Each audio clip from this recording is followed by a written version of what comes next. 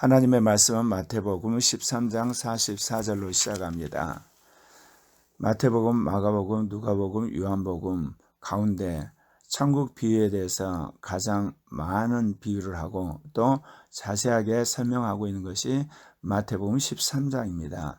거기에 보면 7가지 천국 비유가 나옵니다. 첫 번째, 씨 뿌리는 비유가 나옵니다. 두 번째, 알곡과 가라지 비유. 세 번째, 겨자씨 비유. 네 번째, 누리교 비유. 그리고 이제 오늘 읽은 본문 가운데 나오는 밭에 감추인 보화, 그리고 또한 좋은 진주를 구하는 장사 비유, 마지막에 바다에 고기를 잡기 위해 친 그물의 비유가 나옵니다. 이 천국 비유는 이 땅에 오신 예수 그리스도의 그 메시아성을 명확히 드러난 비유이기도 합니다. 이 땅에 사는 인간이 어느 누구가 이 천국의 비유를 이토록 여러 가지로 그리고 명확하게 설명할 수 있겠습니까? 물론 예수님께서 천국을 비유로 말씀하셨지만 당신 십자가에 죽고 부활하셔서 하늘에 가신 이후에는 이 천국이 성령 안에서 교회 그것이 이루어져 가는 것을 우리에게 말하고 있습니다. 천국은 이미 하늘에서 이루어졌습니다. 그런데 그 하늘에서 천국이 예수 그리스도를 통하여서 그 복음을 믿는 성도들과 교회 안에 이 천국이 임재하고 있는 것입니다. 뜻이 하늘에서 이룬 같이 땅에서 이루어지다.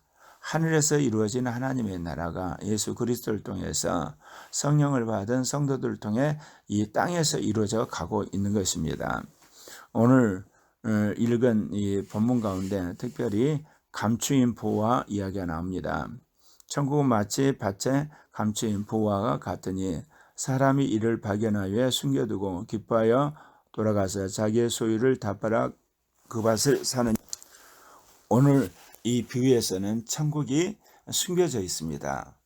이것은 예수 그리스도가 이 땅에 오셔서 하나님 나라의 복음을 전할 때 대부분의 유대인들에게 이 천국은 숨겨져 있었던 것이죠. 그렇기 때문에 정말 마음이 가난하고 그리고 영혼을 사모하는 그런 유대인들 가운데 어떻게 보면 소외된 사람들, 병자들, 귀신 들린 자들, 세리들, 창녀들, 그런 사람들이 이 천국을 발견하고 그 천국을 위해서 자신의 모든 걸 던지는, 그러니까 예수님의 그 메시지를 듣고 천국의 소식을 믿음으로 받아들이는 예수님의 제자들과 그리고 헌신된 무리들을 여기서 역사적으로 비유한다고 말할 수가 있습니다. 그리고 두 번째 비유는 좋은 진주를 구하는 장사와 같다는 겁니다. 장사가 돌아다니면서 이 진주를 구하는데 진주 하나를 발견했어요. 그러니까 자기의 소유를 다 팔아서 그 진주를 사는 것. 이것은 예수 그리스도의 복음이 이제 유대인뿐만 아니라 이 아라비아, 더 나아가서 유럽 전역에 복음이 전파될 때 이 복음을 통해서 하나님의 나라의 소식을 들은 하나님의 백성들 가운데 예비된 자들이 이 진주를 사는 겁니다. 그 진주를 사는데 자신의 전부를 들여서 사는, 천국은 자기의 모든 소유를 팔아서 살 만큼 값이 있다는 것을 말해주는 거고, 그러한 믿음으로 이 복음을 믿은 사람들은 천국의 백성이 되는 것을 말하고 있습니다. 그리고 이제 마지막에 바다에 친 고기를 모으는 그물 비유가 나옵니다. 또 천국은 마치 바다에 치고 각종 물고기를 모으는 그물과 같으니 그물에 가득함에 물가로 끌어내고 앉아서 좋은 것을 그릇에 담고 못된 것은 내어 버리니라. 세상 끝에도 이러하니라. 천사들이 와서 의인 중에 악인을 갈라내어 불못불에 던져 넣으리니 거기서 울며 이를 가리라. 이 내용은 예수 그리스도의 복음이 이제 5대양 6대주 전 세계 가운데 이제 다 전파되는 그런 것들을 역사적으로 우리에게 말해주고 있는 겁니다. 이제 복음이 온 누리 가운데 전해지게 되면 주님께서 오셔서 이 복음을 받아들인, 그래서 성령 충만한 하나님의 종들은 주님께서 휴거를 시키고 그러지 않은 사람은 멸망을 시키는 거거든요. 더 나아가서 그리스도 심판대에서 생명책에 기록된 사람들은 영생하고 그러지 않는 사람은 영원한 멸망으로 이제 선고를 하시는 겁니다. 그래서 오늘 내용을 보면 마지막 때 모든 고기가 그물에 이제 잡혔어요. 근데 그물에 잡힌 고기 가운데 여기 보게 되면 그 좋은 것은 그러지 않고 못된 것은 버린다. 그것은 의인과 악인이 구분되는 걸 말하는 거죠.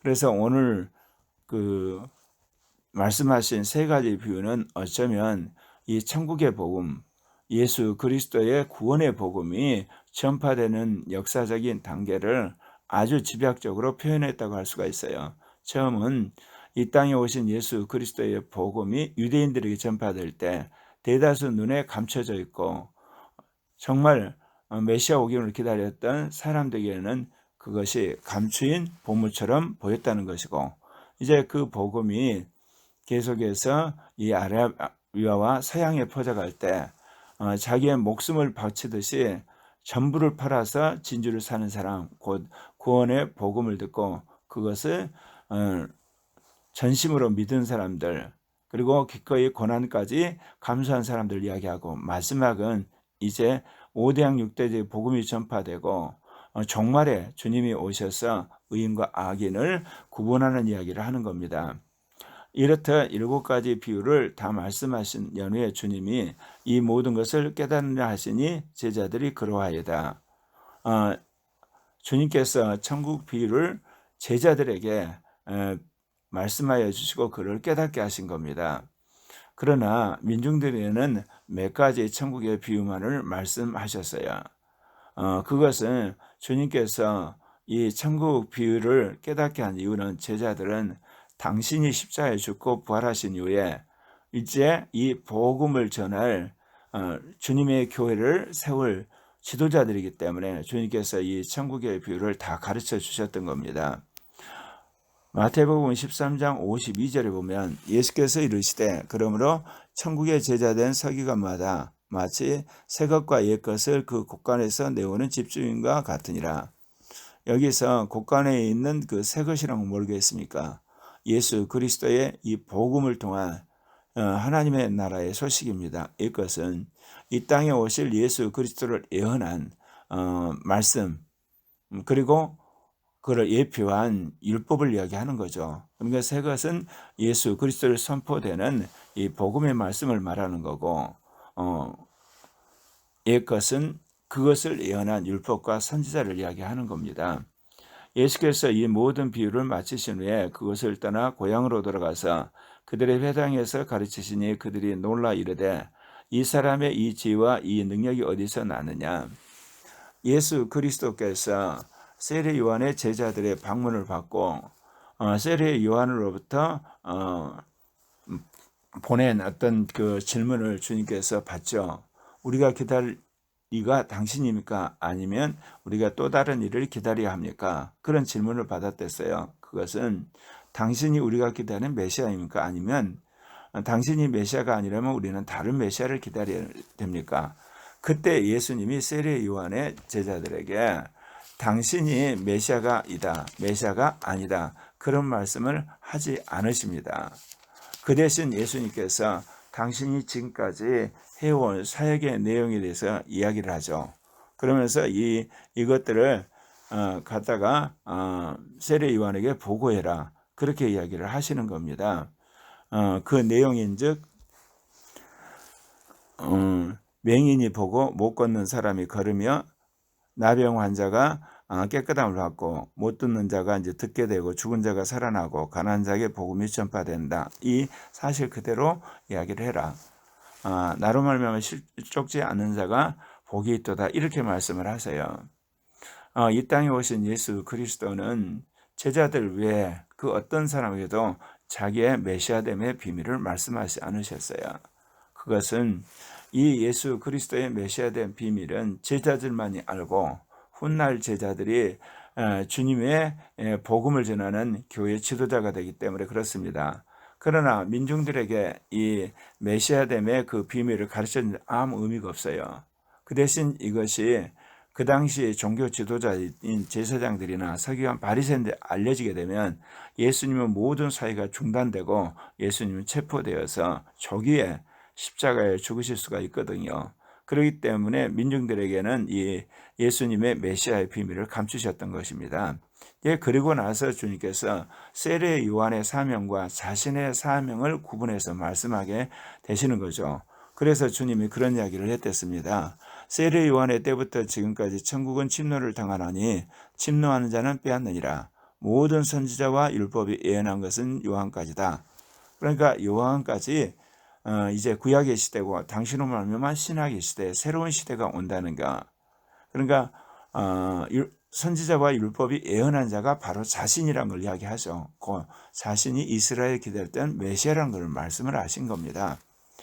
그리고 나서 이제 주님께서 당신이 이제 메시아이기 때문에 그 메시아로서 자기의 정체성을 사람들에게 말씀을 하시죠. 그러나 이거는 모든 것을 주님이 행위로 또 말씀을 하시는 겁니다. 하나가 안식일에 주님께서 그 제자들이 미리 이삭을 까부는 것을 보고 비판하는 것에 대해서 이렇게 이야기를 하시죠. 성전보다 더 큰 이가 여기 있다. 그리고 내가 안식일의 주인이다. 곧 예수님이 메시아인 것을 은근히 나타내시는 겁니다. 그리고 또 안식일에 한쪽 손 마른 사람이 있는데 주님이 그를 치유하거든요. 그때 사람들이 예수님을 비난하죠. 안식일을 어겼기 때문에. 그때 주님은 너희는 안식일에 너희의 양이 빠지게 되면 구원을 하지 않냐. 그런 것처럼 나도 아버지의 뜻에 따라서 이렇게 병든 자를 고친다. 곧 안식일에 선한 일을 하시는 분이라는 것을 주님이 말씀을 하시는 겁니다. 그러니까 이 바리새인들이 예수님을 향해서 뭐라고 그러냐면 귀신의 왕 바알세불을 힘입어서 귀신을 쫓는다고 매도를 합니다. 그때 주님이 아주 중요한 메시지를 이야기를 했댔죠. 그것은 하나님의 성령을 힘입어서 귀신을 쫓아내는 것은 하나님 나라가 이미 임한 것이다. 그러면서 아주 중요한 그 경고를 하게 됩니다. 사람의 모든 죄와 모독은 사하심을 받지만 성령을 모독하는 건 사하심을 못 얻는다. 또 누구든지 말로 인자 곧 예수님을 거역하면 사하심을 얻지만 누구든지 말과 로 성령을 거역하게 되면 이 세상과 오는 세상에 사하심을 얻지 못한다는 이야기를 하세요. 그것은 그가 살아 생겨난 여러 가지 죄를 짓게 되고 또 심지어 예수님의 인간성에 대해 비난을 할 수는 있다는 겁니다. 그러나 성령을 거부하고 모독하게 되면 그는 멸망을 받는다. 이건 무슨 이야기를 합니까? 우리의 모든 죄와 잘못을 하게 되면 예수 그리스도의 복음을 믿음으로 사함받잖아요. 근데 예수 그리스도의 복음을 믿게 하신 분이 성령이세요. 그리고 예수의 인간성을 비난하지만 그가 훗날 깨닫고 예수의 그 신성을 그가 이제 받아들이게 되는 거, 그건 성령이 하시는 거거든요. 그럼 구원을 받는 거예요. 정확히 말하면 예수 그리스도께서 십자가에 죽고 부활한 이 구원의 복음을 듣고 그거를 믿게 하시는 분이 성령이시거든요. 그렇기 때문에 예수님 살아 생전도 마찬가지지만 예수님이 부활 승천해서 하늘나라 가신 이후에도 성령을 모독하게 되면 믿음을 소유할 수 없기 때문에 주님이 이 놀라운 이야기를 하신 겁니다. 그리고 나서 이제 어제와 오늘에 이어서 말씀드린 천국 비유 7가지를 이야기하시는 거죠. 그러니까 앞에 부분에서는 예수님이 행함을 통해서 당신의 메시아성을 말씀하신 거고 이제 천국의 7가지 비유는 이 비유를 통해서 당신의 메시아됨을 말씀을 하시는 겁니다. 우리 생각 같으면 예수님이 메시아다 아니다 이렇게 이야기하면 속 시원할 것 같은데 그렇게 하지 아니하고 말과 그리고 비유를 통해서 당신의 메시아됨을 말씀하신 거죠. 물론 주님께서 이 비유 가운데서 제자들에게는 이 비유의 내용을 명확하게 가르쳐 주셨다고 말씀을 드렸습니다. 그것은 제자들은 자신을 이어서 이 천국 복음을 전할 주님의 교회의 주춧돌이 될 자들이기 때문에 그렇습니다. 그래서 늘 말씀드리처럼 예수 그리스도의 이 사역을 보게 되면 예수님은 사역 초기부터 제자들을 먼저 뽑습니다. 그것은 예수님은 당신의 사역이 오래 갈 거를 생각지 않으셨어요. 얼마 되지 않아서 당신은 아버지의 뜻에 의해서 십자가에 죽고 부활할 것을 아셨기 때문에 이 제자들을 뽑아서 민중의 복음을 전하는 그 시점에 제자 훈련하는 일들을 함께 하십니다. 그러니까 제자들을 뽑자마자 민중의 복음을 전하고 3년 반의 짧은 기간 동안 선교를 한 다음에 주님이 십자가에 죽고 부활하지 않습니까? 그리고 가셔버리는 거예요. 그래 이 예수 그리스도가 하실 그 모든을 이어서 예루살렘과 온유대와 사마리아 땅끝까지 복음을 전하사 그들을 키우셨던 거예요. 이 말씀을 제가 마음에 새기고 저도 이 성령 세례를 받은 연후에 제일 먼저 주님 앞에 구했던 것이 뭐냐, 함께 일할 동역자였던 것이요.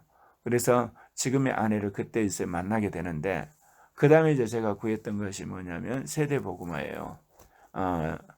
자녀들은 물론이고 그 청년들과 어린아이들 세대 복음화를 통해서 주님이 우리에게 주신 이 제2종교개혁의 메시지, 그 핵심으로 말하면 성령으로 돌아가라, 그리고 삼위적 계시, 그리고 이기는 자, 첫째 부활, 임마누엘, 그리고 이제 오중과 오신생 같은 그런 주옥 같은 주님의 말씀을 주셨는데 그것을 다음 세대에 전해야 되겠다.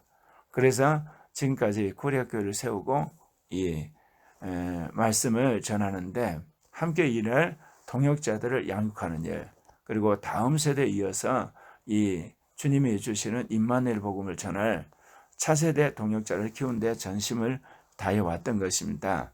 그렇게 해서 주님이 이제 어느 정도 이 말씀을 우리가 받아들이게 되고 그것을 이제 전할 수 있는 제자들과 또한 차세대 제자들이 세워져 가고 있는 중입니다. 이제 이것을 주님께서 한국은 물론이요 아시아 전 세계 가운데 전할 때가 왔다고 말씀을 하시는 겁니다. 이제 우리가 이 종말의 복음, 그리고 성경을 완성하는 복음, 그리고 사단의 권세를 깨트리는 복음, 그리고 14만 4천의 거룩한 하나님의 무리들을 산출하는 그런 주님께서 말씀하신 임마누엘의 복음을 전하는 그런 때가 왔고 우리가 한국 물론 아시아 전 세계 가운데 이 임마누엘 복음을 전해야 될 줄 믿습니다. 무엇보다도 성령 안에서 하나님의 나라를 우리가 먼저 누리고 또한 사람들에게 하나님 나라의 증거를 보여주고 하나님 나라의 백성으로 그들을 초청하는 그런 임마누엘의 복음을 전하는 교회가 되었으면 합니다. 기도하겠습니다.